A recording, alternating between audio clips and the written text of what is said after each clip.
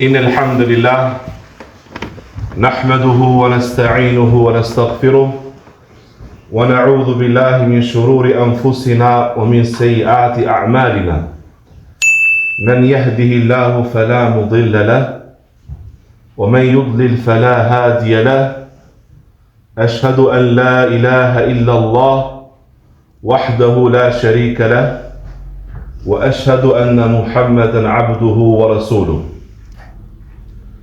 Me të vërtet falenderimet dhe lavdërimet I përkasin vetëm Allahut të madhëruar, krijues të gjithësisë, krijues të gjithçkaje.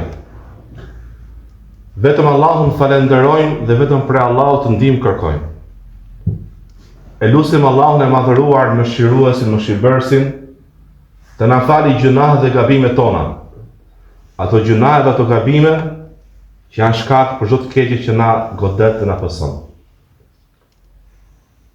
Dhe me të vërtet atë njeri që Allahu I madhëruar e udhëzoi në rrugën e drejtë, në rrugën e vërtetë në Islam, nuk ka kush ta humb atë nga ajo rrugë përveç tij, dhe atë njeri që Allahu I madhëruar e humbi në rrugën e drejtë, me drejtësinë e tij, për shkak të veprës së njeriu, nuk ka kush që ta udhëzojë në rrugën e drejtë përveç Allahut Azza wa Jall.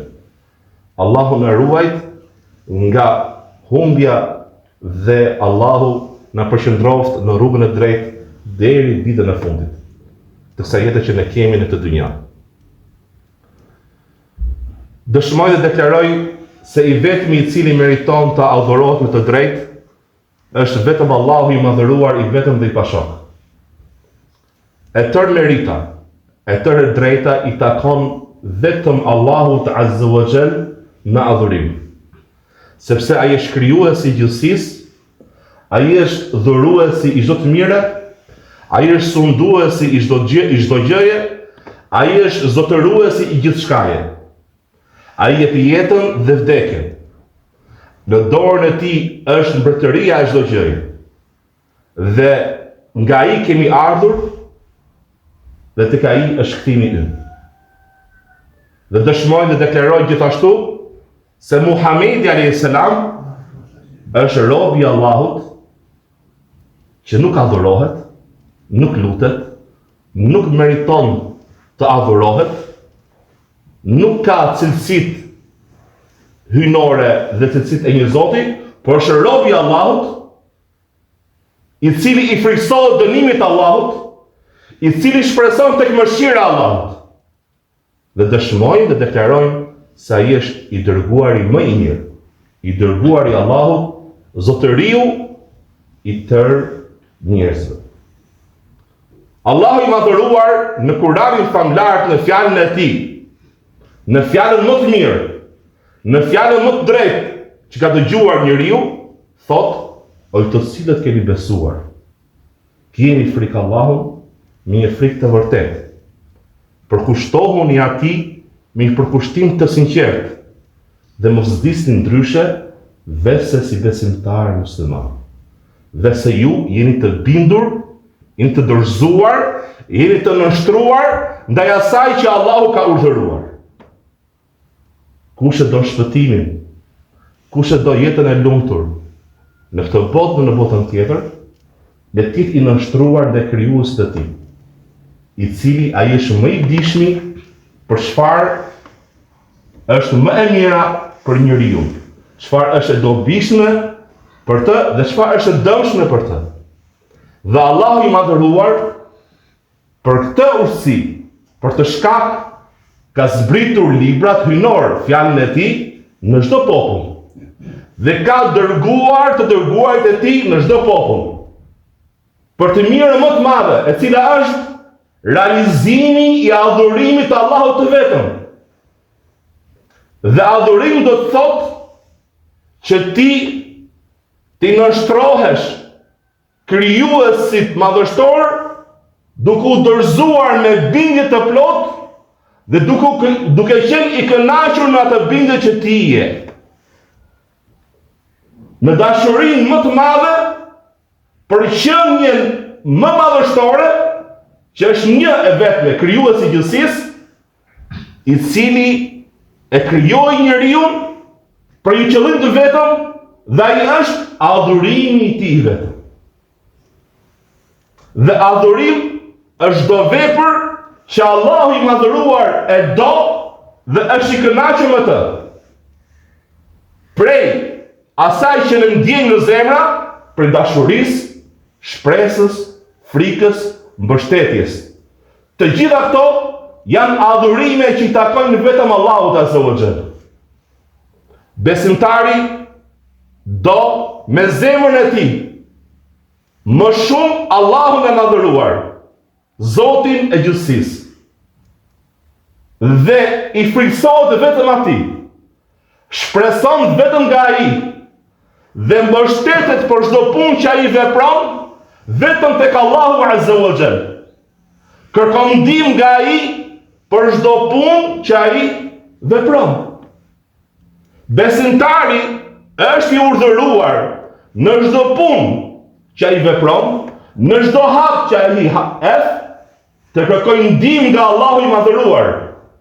Ju e dini shumë mirë që besimtari kur ha bukë, përkujton Allahun e madhëruar, çfarë thot?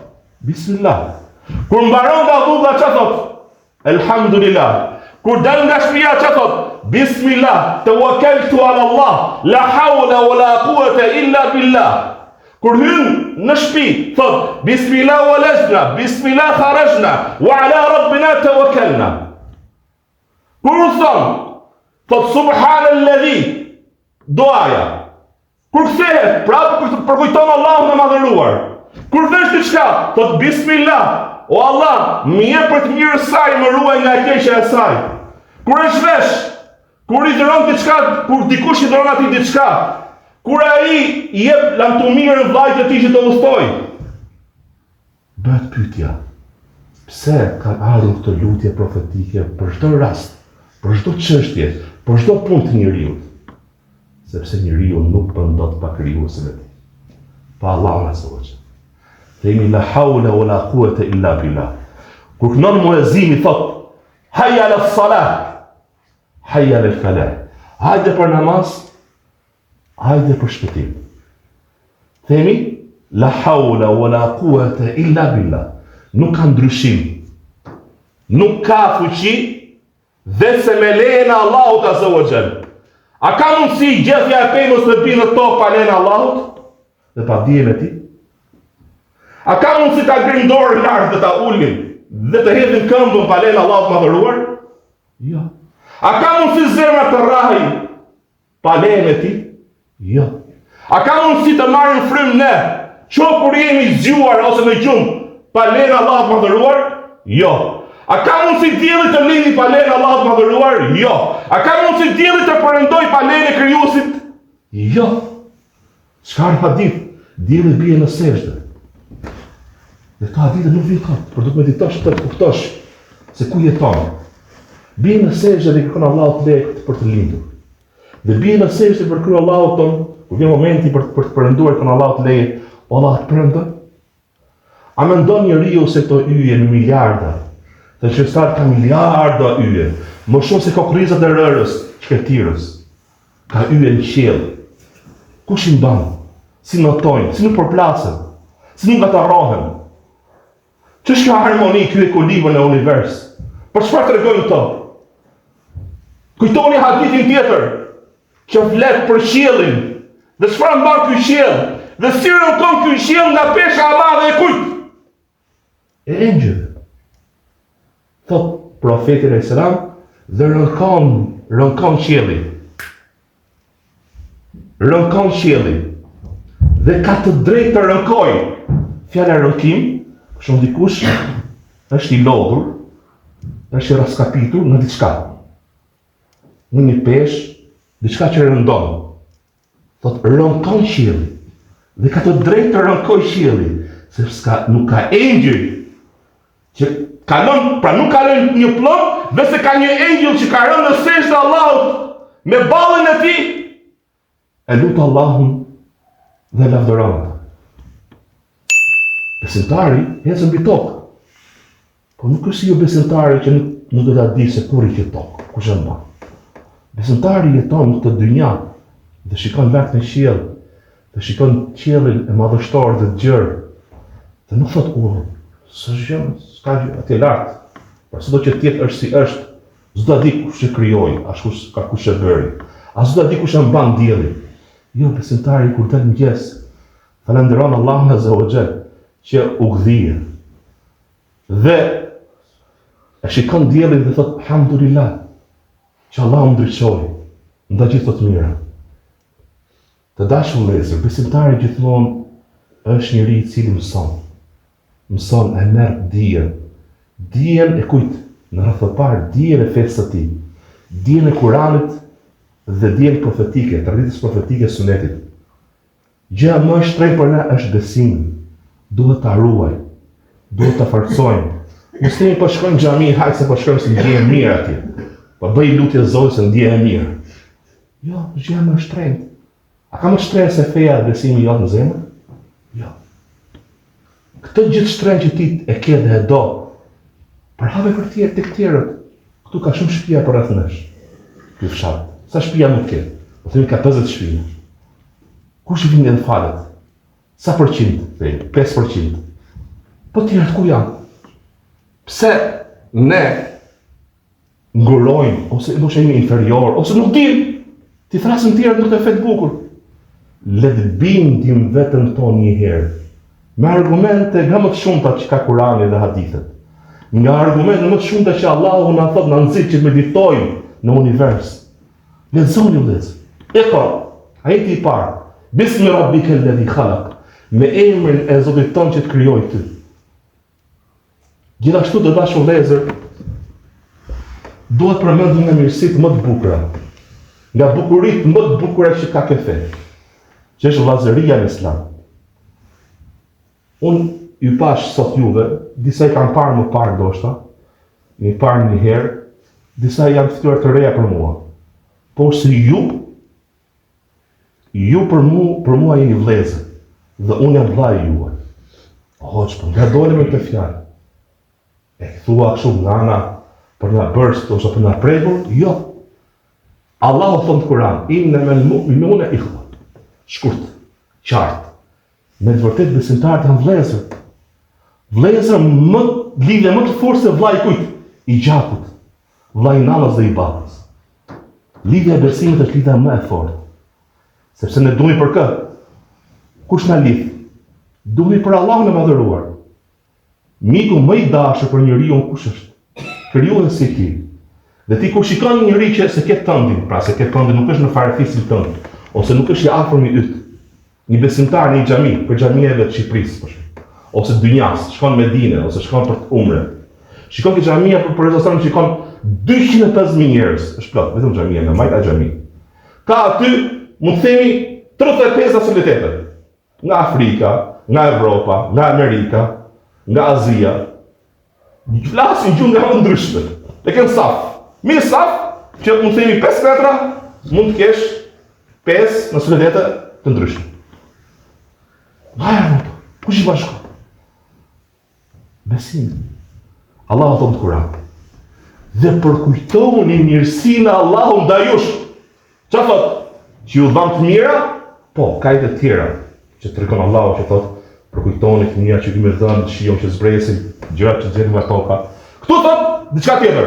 Dhe përkujtoni mirësinë e Allahut ndaj jush kur ju ishit armiq të njëri tjetrit. Pra nuk duhesh.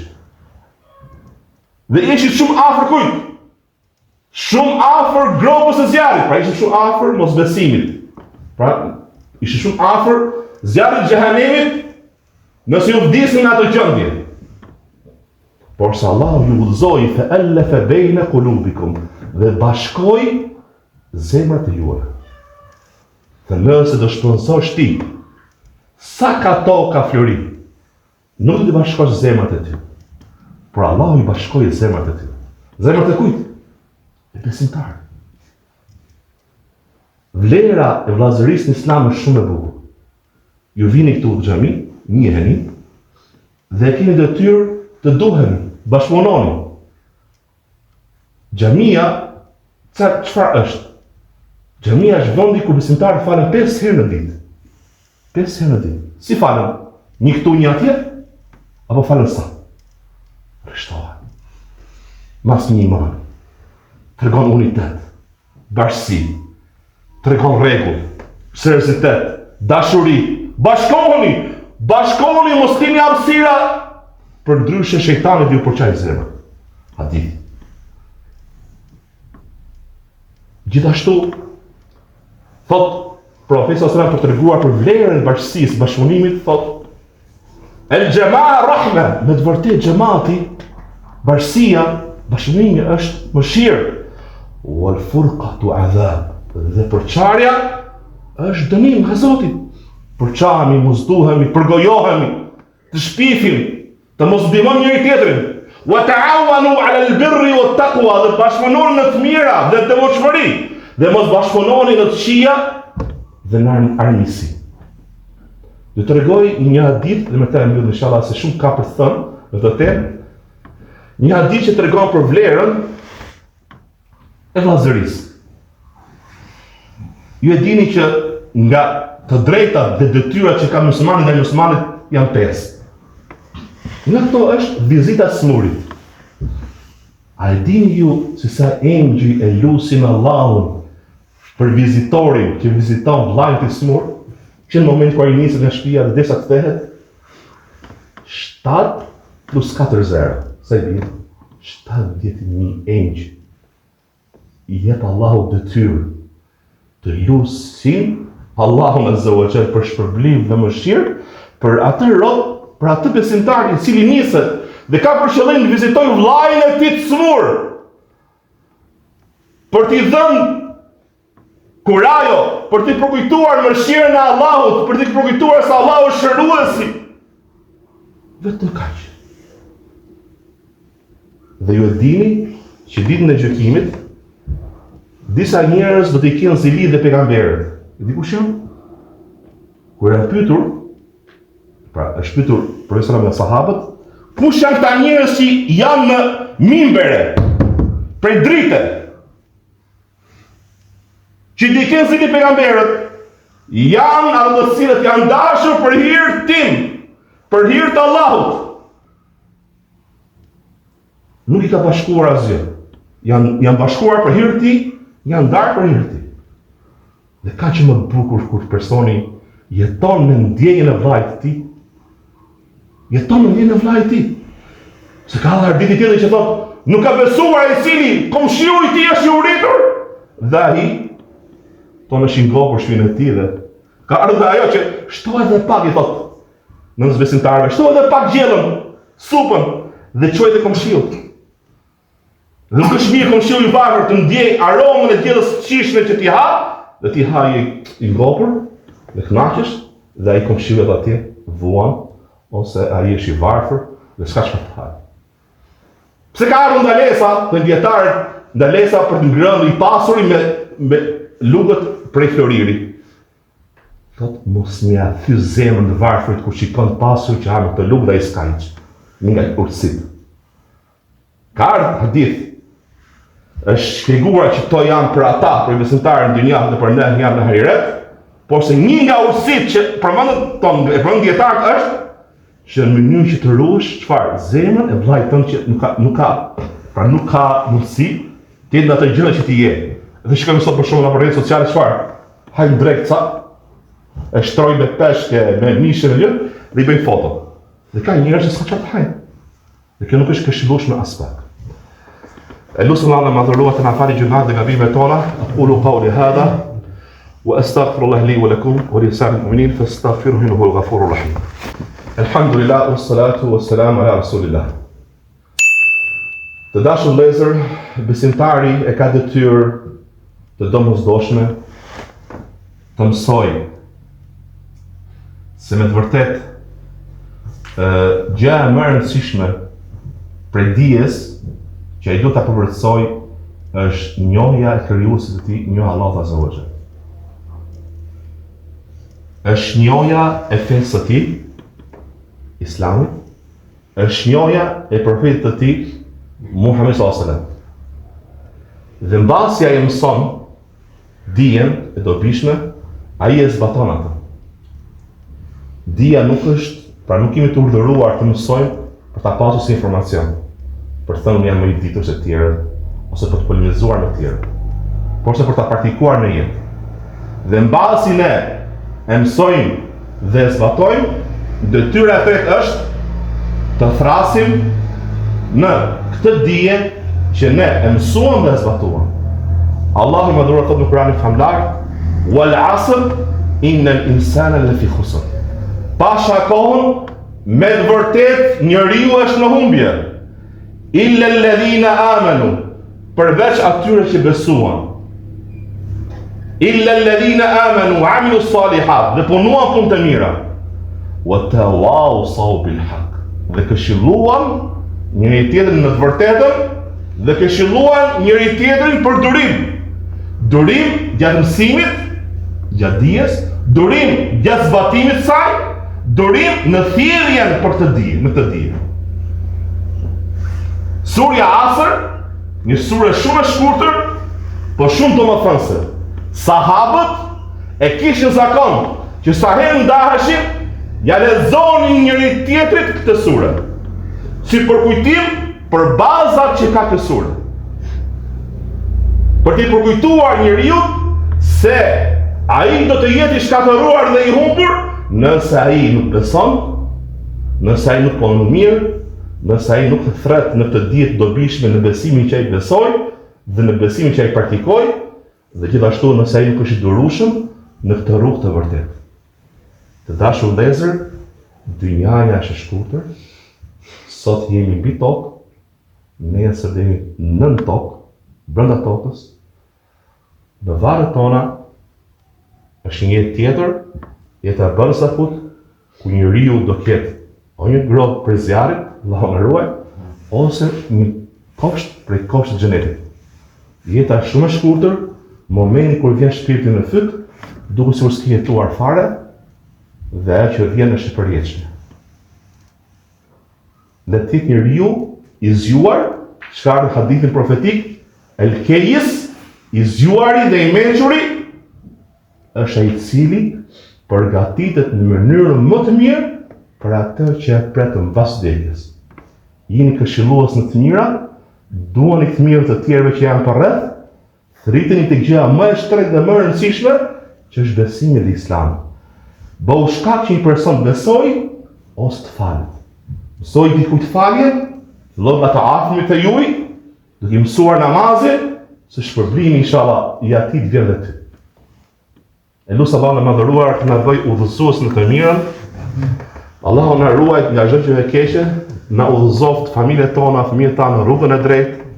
Allahu i mëshiroft të vdekurit tanë që kanë ndruar jetë. Allahu i shëroft të sëmurit tanë.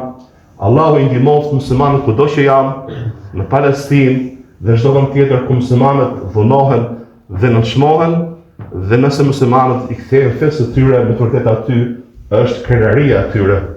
Inna Allaha wa malaikatahu yusalluna 'alan nabi ya ayyuhalladhina amanu sallu 'alayhi wa sallimu taslima. Allahumma salli ala Muhammadin wa ala ali Muhammad kama sallaita ala Ibrahim wa ala ali Ibrahim innaka Hamidum Majid. اللهم بارك على محمد وعلى آل محمد كما باركت على إبراهيم وعلى آل إبراهيم إنك حميد مجيد. إن الله يأمر بالعدل والإحسان وإيتاء ذي القربى وينهى عن الفحشاء والمنكر والبغي يعظكم لعلكم تذكرون فأقم الصلاة.